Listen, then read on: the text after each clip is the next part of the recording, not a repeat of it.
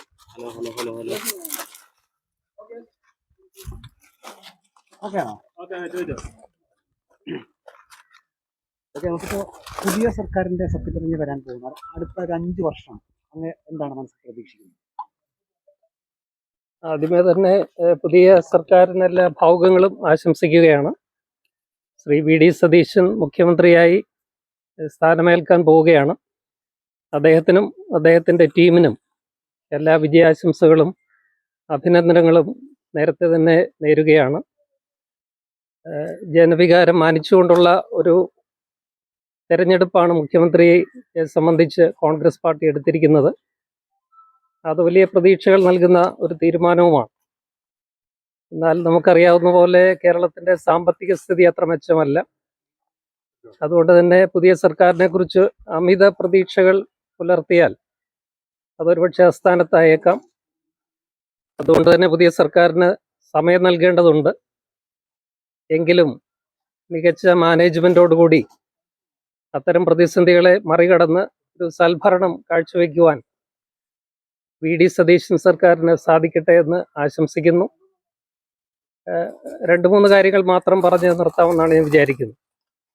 എൻ്റെ ഏറ്റവും ആദ്യത്തെയും പ്രധാനപ്പെട്ടതുമായ പ്രതീക്ഷകളിലൊന്ന്, നിങ്ങൾക്കെല്ലാവർക്കും നേരിട്ടറിയാവുന്നതുപോലെ ആശാ വർക്കർമാർക്ക് കൊടുത്ത വാഗ്ദാനം പാലിക്കുമെന്നുള്ളതാണ്. സമൂഹത്തിലെ ഏറ്റവും താഴെത്തട്ടിൽ അസംഘടിതരായ ആ തൊഴിലാളി സമൂഹത്തെ അവരുടെ ന്യായമായ ആവശ്യങ്ങൾ പരിഗണിച്ച് അവർക്ക് കൊടുത്ത വാക്ക് ഈ സർക്കാർ ആദ്യം പാലിക്കുമെന്നാണ് എൻ്റെ പ്രതീക്ഷ. അവരോടൊപ്പം അസംഘടിതരായ തൊഴിലാളി സമൂഹത്തെ എല്ലാവരെയും ചേർത്ത് പിടിക്കുന്ന ഒരു സമീപനം പുതിയ ഗവൺമെൻറ് സ്വീകരിക്കുമെന്ന് ഞാൻ പ്രതീക്ഷിക്കുകയാണ്. രണ്ടാമതായി വളരെ പ്രധാനപ്പെട്ട ഒരു കാര്യമാണ്, വി.ഡി. സതീശൻ എന്ന മുഖ്യമന്ത്രിക്ക് അത് സാധിക്കുമെന്നാണ് എൻ്റെ പ്രതീക്ഷയും. നമ്മുടെ സമൂഹം ഒരു മതനിരപേക്ഷ സമൂഹമായി നിലനിൽക്കണമെന്നുള്ളത് നമ്മുടെ എല്ലാവരുടെയും ആവശ്യമാണ്. അല്ലാതെ തകർക്കാൻ ശ്രമിക്കുന്ന ശക്തികൾ ഇന്ന് ശക്തി പ്രാപിച്ചു വരികയാണ്. അതുകൊണ്ട് തന്നെ മതേതരമായി നിലനിൽക്കുവാനായിട്ട് കേരളത്തിന് സാധിക്കുവാനുള്ള എല്ലാ പ്രവർത്തനങ്ങളും നമ്മളെല്ലാവരും അതിൻ്റെ കൂടെ നിൽക്കേണ്ടതാണ്. സർക്കാരിനും അതിന് നേതൃത്വം നൽകുവാൻ സാധിക്കുമെന്ന് ഞാൻ പ്രതീക്ഷിക്കുകയാണ്.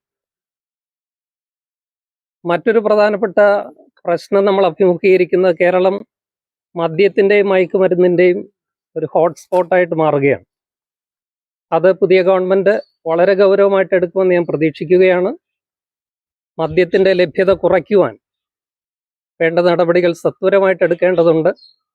മയക്കുമരുന്ന് മാഫിയയെ കർശനമായിട്ട് നിയന്ത്രിക്കുവാനുള്ള ശ്രമങ്ങളും സർക്കാരിൻ്റെ ഭാഗത്തു നിന്നുണ്ടാകും എന്ന് ഞാൻ പ്രതീക്ഷിക്കുകയാണ്. വികസനം എന്നുള്ളത് നമ്മളെല്ലാവരും ചർച്ച ചെയ്യുന്നൊരു വിഷയമാണ്. എന്നാൽ പലപ്പോഴും വികസനം നമ്മൾ ചർച്ച ചെയ്യുന്നത് പരിസ്ഥിതി പ്രശ്നങ്ങളെ സമീപിക്കാതെയും ഗൗരവമായിട്ട് എടുക്കാതെയുമാണ്. നമ്മളിന്ന് അനുഭവിക്കുന്ന കാലാവസ്ഥാ വ്യതിയാനത്തിൻ്റെ ഭാഗമായിട്ടുള്ള ദുരന്തങ്ങൾ, വയനാടിലൊക്കെ ഉണ്ടായ, അതിനു മുമ്പ് പ്രളയത്തിൽ കൂടെയൊക്കെ നമ്മൾ അനുഭവിച്ച വലിയ ദുരന്തങ്ങൾ ഇനി ആവർത്തിക്കാതിരിക്കാൻ വികസനം പരിസ്ഥിതി സൗഹൃദമാക്കണമെന്നുള്ള കാഴ്ചപ്പാട്